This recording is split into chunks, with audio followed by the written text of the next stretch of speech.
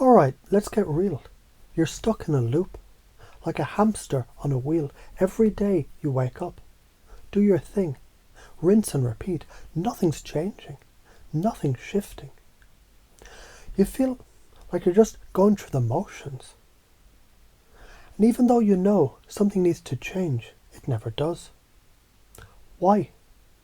Because your brain is lazy. Yeah, I said it. It's like the default setting on a phone. Do the same thing because it feels familiar, easy, safe. But here's the catch. The moment you mess with that comfort zone, boom, your brain goes into overdrive. It's like shaking up a soda can. You create a pressure, a force, an energy inside that they can't ignore. So how do you make that change? You confuse the hell out of them. You might think, wait, what? Confuse people on purpose? That sounds like a terrible idea, but hear me out. When you confuse someone, you break their pattern. You hit the pause button, and their brain is forced to pay attention. When they're confused, they're open. Their old beliefs, assumptions, and routines, they go on vacation for a moment. And you've got a chance to reprogram them. It's like you've cracked their mental code. You interrupt the flow of same old and make them wake up. When the brain gets thrown out of its autopilot mode, it starts looking for solutions. It starts to wonder, what the hell just happened? What's going on here? What am I missing? What can I learn from this?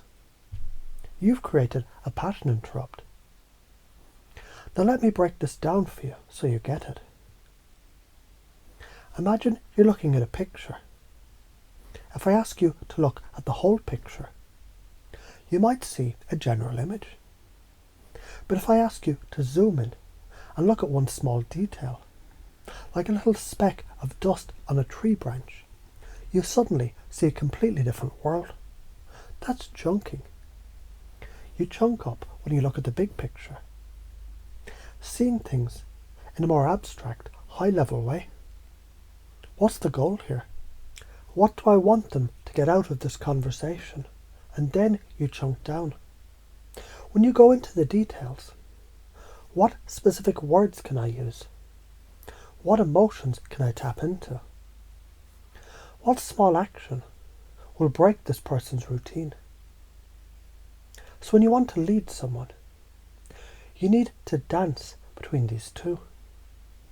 Sometimes you have to zoom out and paint the big picture.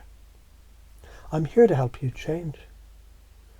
You're ready to upgrade your life, your business, your relationships. This is a revolution.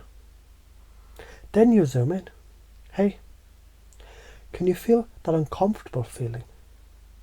That's your old patterns trying to hold you back. It's okay. Let's change this. Let's do something different right now. You've got this. Value elicitation. Digging deep to find the emotional hotspots. Now how do you do this and actually get people to change? It's not about tricking them. It's about hitting them where it matters the most, emotionally. That's when the real power comes into play. You see, people don't change just because you tell them to. They change when their emotions are involved. You've got to figure out what matters to them. What are their values? What's the one thing they care about more than anything else? Let's say you're coaching someone. You don't just talk about the steps that they need to take to reach a goal. That's the how. You dig deep, asking questions like, what would it mean to you if you could finally achieve this? How would your life change if you reach this goal? What's the real reason you want this? Is it about success, freedom, family? The deeper you dig, the more emotionally charged the conversation gets. That's the sweet spot. Once you've found those hot spots, you've got the leverage to lead. So pacing and leading create powerful change by linking their beliefs to your desired outcome.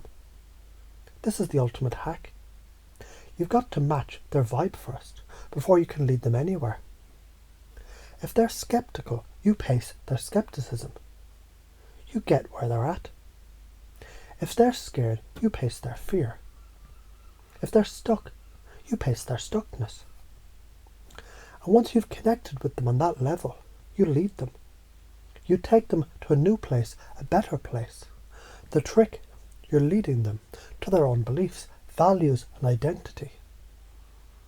Here's a simple example. Let's say you're trying to help someone see that their limiting beliefs are holding them back. You might say, you've told yourself you can't succeed in this field, that you're not good enough. But think about this. What if you started seeing yourself as someone who just hasn't cracked the code yet? What if this is just a chapter in your story, not the whole book? Boom! You've taken their belief system, reframed it, and led them to a new, empowering way of thinking. Why does confusion work? The science. Why is creating confusion such a powerful tool? Your brain, when confused, enters a state of openness. Confusion triggers something called the cognitive dissonance effect. Basically, your brain doesn't like being out of balance. It has to resolve the confusion. It searches for answers, patterns and solutions. And when you guide them to the answer, they feel like they've discovered something new, something that clicks. This is neuroplasticity at work. Your brain's ability to change and adapt. When you introduce new patterns, new ways of thinking, new ideas, the brain literally rewires itself. It forms new neural connections. The fear of using this, what's holding you back? Now you might be sitting there thinking, but what if people don't like this? What if I come across as manipulative? What if I hurt their feelings? Listen, that's normal. It's scary. People don't like change. They like comfort. But here's the thing. If you don't shake things up, you don't challenge them, then they're going to stay stuck in their shitty routines forever. And the truth is, you're doing them a disservice by not helping them to break free. It's like this. Imagine you have a friend who's stuck in a toxic relationship, a dead-end job, or just running in circles. You know, if they just face the hard truth, they could break free and level up. But because you're afraid to rock the boat, you keep quiet. You're enabling them, and deep down you know that. We get stuck in these patterns, comfort zones, that suck the life out of us.